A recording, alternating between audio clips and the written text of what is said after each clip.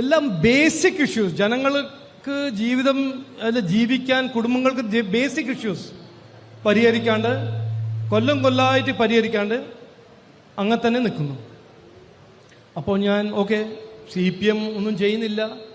കോൺഗ്രസിന്റെ മുതിർന്ന നേതാവ് VD സതീശന്റെ അസംബ്ലി കോൺസ്റ്റിറ്റ്യുവൻസി പോയി നമുക്ക് കാണണം എന്താണ് അവിടെ നടക്കുന്നത്. 25 കൊല്ലമായ ഒരു MLA എൻ്റെ കോൺസ്റ്റിറ്റ്യുവൻസിയിൽ ഇന്ന് എന്താ ഞാൻ കേൾക്കുന്നതും കാണുന്നതും? 4000 ചില്ലറ ജനങ്ങൾ വരുന്നു അദാലത്തിൽ, ആനുകൂല്യങ്ങളൊന്നും കിട്ടുന്നില്ല. ഞാൻ ഒരു ഉദാഹരണമായിട്ട് കാണിച്ചു തരികയാണ്. 11 കൊല്ലമായിട്ട് ഒരു പാലം പ്രോജക്റ്റ് തുടങ്ങിയിട്ട് 11 കൊല്ലം മുമ്പേ തുടങ്ങിയ ഒരു പാലം ഇന്നും കംപ്ലീറ്റ് ആയിട്ടില്ല.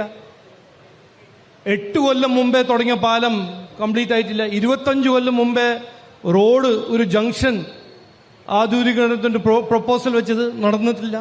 കുടിവെള്ളം, ഇന്ന് കിട്ടിയ പരാതികളിൽ എത്രയോ ജനങ്ങൾ വന്ന് വീട്ടിൽ കുടിവെള്ള പ്രശ്നങ്ങളെ കുറിച്ച് പറയുന്നു.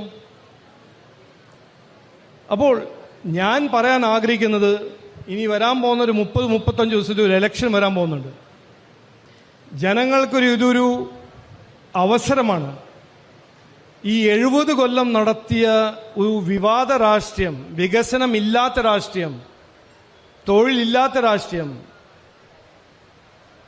ഇന്ന് ഒന്നും ചെയ്യാണ്ട് ഇന്ന് അവർ രാഷ്ട്രീയം ചെയ്യുന്നത് ജമാഅത്തെ ഇസ്ലാമിന്റെ ഒപ്പം രണ്ടുപേരും LDF-ഉം UDF-ഉം. അതുകൊണ്ടാണ് ഞങ്ങൾ ഇപ്പൊ പറയുന്നത്, LDF-ഉം UDF-ഉം രണ്ടല്ല, ഒന്നാണ്.